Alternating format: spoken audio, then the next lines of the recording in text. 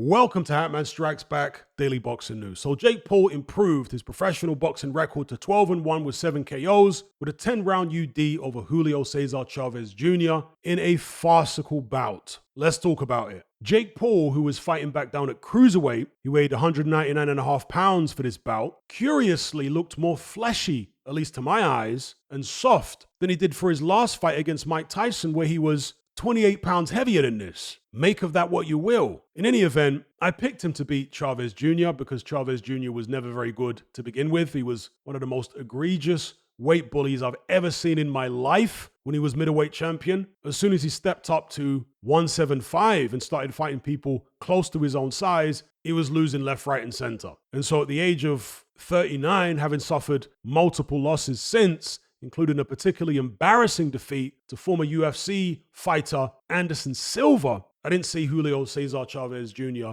beating Jake Paul. I thought he'd have more success than Mike Tyson did, because Mike Tyson was 60 years of age. And no, that fight wasn't fixed. Casuals, stop it. Yes, there is such a thing as fixed fights, but that wasn't one of them. That was simply a very old man who couldn't pull the trigger and hesitated on throwing shots because he knew they wouldn't land and he didn't want to get countered. Julio Cesar Chavez Jr., on the other hand, much younger than Mike Tyson, 20 years or so, much more active. He actually fought last year. So I expected that he would throw more shots than Mike Tyson and be a bit more competitive, but ultimately would still lose. Jake Paul was too young, too fast, too athletic. His reflexes were too sharp. As Paulie Malignaggi said in his post-fight analysis, Jake Paul's still very novice-y because he wastes a lot of movement. He doesn't have the efficiency of movement that a much more experienced boxer would have, somebody that had an amateur background and so on. And that may be partly why he gassed out late in this fight and allowed Julio Cesar Chavez Jr. finally to start throwing some damn punches.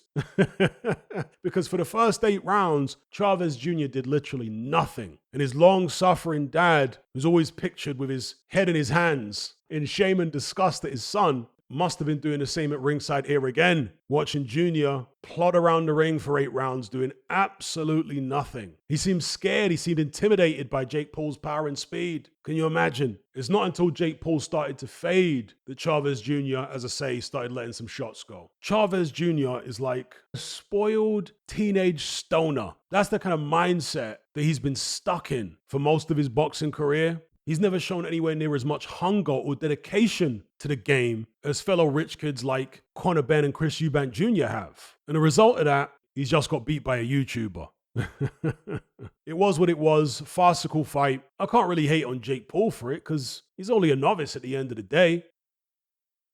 He's making a lot of money. I certainly didn't purchase the pay-per-view, but you know, those who buy a Jake Paul fight should know what they're getting. If you're looking for proper boxing, Jake Paul pay-per-view should be avoided, although the undercard of a lot of his pay-per-views are actually pretty decent, including the undercard for this bout. So if you want to buy one of these pay-per-views for the undercard alone, okay, but just understand the main event is going to be some joke business. Not fixed, just joke business, because Jake Paul's a total novice. I commend him, actually, for giving it a go. As a YouTuber dressing up in Mario outfits with his brother, Logan, however many years ago, who would have imagined that he would have turned his hand to professional boxing? With such little experience, I can't blame him for fighting the level of opposition he is fighting, although you give extra credit to the likes of Fabio Wardley, who didn't have any more experience than Jake Paul, but is fighting at a much higher level than Paul is. But not everybody can be Fabio Wardley. Fabio Wardley is a special kind of character. In any event, Jake Paul's doing what he's doing. After the Chavez Jr. fight, he called out Anthony Joshua again. I mean, come on, bro. I can't remember if you mentioned Gervonta Davis, because there was some talk he was going to fight him after this Chavez Jr. fight. That'd be totally bizarre. He also mentioned Zurdo Ramirez, who fought in the undercard. He said Ramirez looks slow as hell. He's not going to go anywhere near Zurdo Ramirez. Zurdo Ramirez would beat Jake Paul out of sight. Totally out of sight. Like, come on. Anyway, Jake Paul's just talking, clout chasing, doing what he does, calling out all sorts of big names who he's not going to fight. He just wants to get people talking and get Twitter going crazy, or X as it's called now. He knows how the game works. He was doing social media professionally long before he was doing boxing. Say no more. The gravy train rolls on. Who do I think he should fight next? Who would I like to see him fight? There's a couple of names. I wouldn't mind seeing him run it back with Tommy Fumbles. aka Tommy Fury. Wouldn't mind seeing that at all. And I also wouldn't mind seeing him fight Johnny Fisher. Oh yes. Now some people say Jake Paul's not good enough to beat Johnny Fisher. He might not be, but that's why it's interesting. Because Johnny Fisher ain't that great. In the live stream I did, the live commentary for Johnny Fisher, Dave Allen, during that live stream on the night they fought, there was somebody in the live chat, I forget who it was, but they suggested that Johnny Fisher's next move should be Misfits. I think it was someone in the live chat rather than me coming up with the suggestion. But either way, during that live stream, I talked about the possibility of Johnny Fisher doing Misfits, and I stand by it. I think that's the way for Johnny Fisher to go. It doesn't mean he has to abandon real boxing completely, but I think it would do him some good to pursue Misfits for now, because he can go in there and F stuff up. He'll have his dad in tow with the Bosch and Chinese and all the gimmicky stuff. That'll go down very well in Misfits. And then put a target on Jake Paul's back and aim for him. I'd like to see Jake Paul versus Johnny Fisher. I think it's an interesting fight. Would I favor Fisher? Perhaps. But I don't think it's a total mismatch. Not at this stage anyway. So yeah, those would be my two suggestions that I'd actually watch. A rematch with Fumbles or Johnny Fisher. How realistic are either of those? Probably not very. But they're the only two opponents I'd be particularly interested in seeing Jake Paul fight that I can think of off the top of my head. But what say you? What did you make of this farce against Chavez Jr.? Is it what you expected? Let me know in the comments. Don't forget to like and share this video and subscribe if you haven't done so already. Thank you all for watching. I'll catch you on the next one. I'm out.